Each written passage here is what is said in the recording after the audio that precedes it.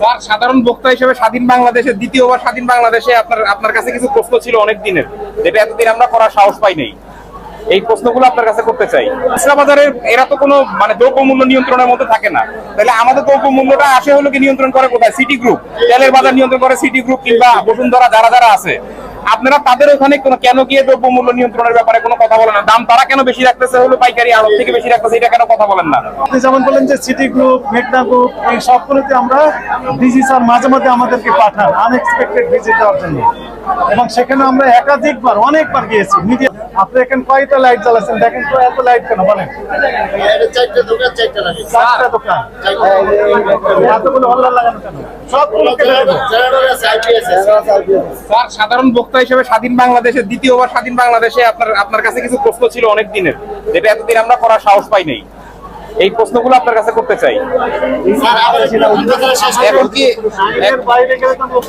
এখন কি করা যাবে স্যার?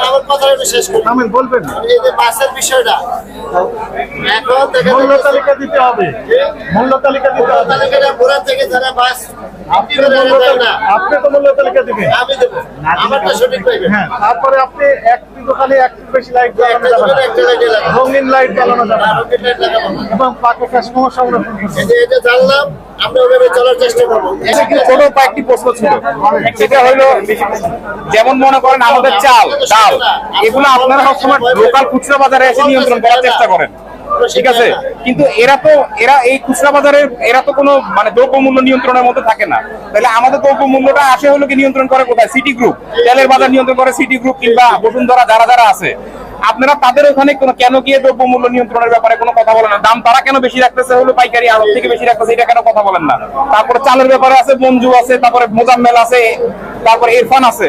তাদের আলোতে কেন আপনারা কোনোদিন একটা দিন ভিডিও দেখলাম না আপনাদের, যে আপনারা ওখানে গিয়ে চালের দাম কেন বেশি রাখা হচ্ছে সেটার ব্যাপারে ভিডিও করেন না? এটার কারণটা কি? আপনি যথাযথ চিন্তা করেছেন, আপনাকে ধন্যবাদ। আমাদের উত্তরটা এরকম যে ভোজ্য তেল, চিনি, এই দুইটা পণ্যের ক্ষেত্রে সরকার মূল্য নির্ধারণ করে দিয়েছে। নির্ধারিত মূল্য অপেক্ষা অধিক মূল্যে যদি বিক্রি হয়ে থাকে কোথাও, আমাদেরকে জানানোর সঙ্গে সঙ্গে আমরা আইনগত ব্যবস্থা নিব। দ্বিতীয় কথা হচ্ছে যে আপনি জানেন যে উৎপাদনকারী প্রতিষ্ঠানের ঠিকানা যদি ঢাকা জেলার ভিতরে হয়ে থাকে, তাহলে আমি দেখতে পাবো আমার জুরিসডিকশন ঢাকা জেলার ভিতরে।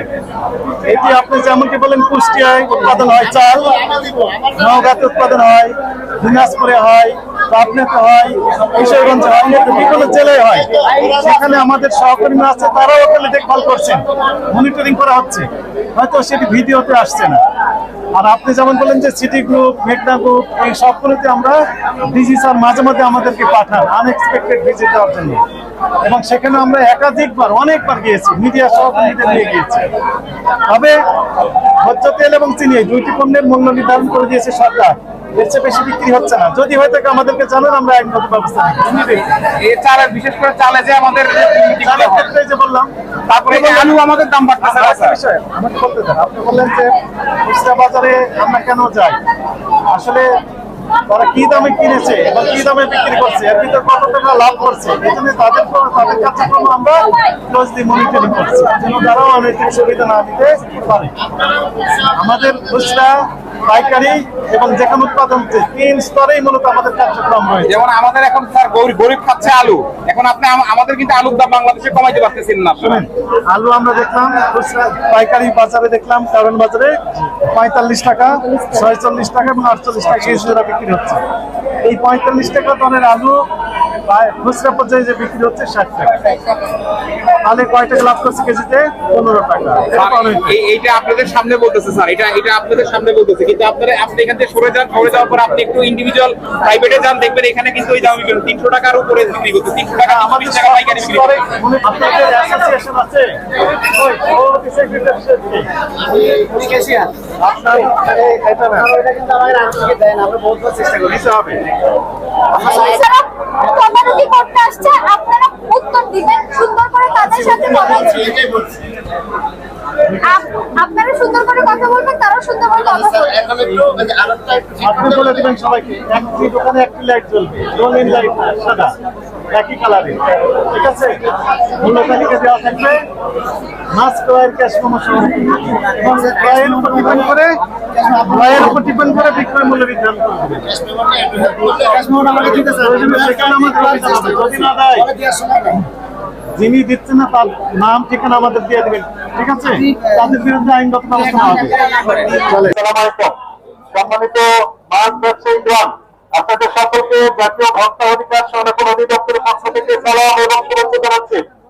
সম্মানিত ব্যবসায়ীগণ, আপনাদের দৃষ্টি আকর্ষণ করছি, আপনারা যারা মাছ বিক্রি করেন, দয়া করে মাছের যেখান থেকে ক্রয় করেছেন সেই মাছের ক্রয়ের টাকা ক্যাশ মেমো সংরক্ষণ করবেন এবং মূল্য তালিকা যথাযথভাবে প্রদর্শন করবেন।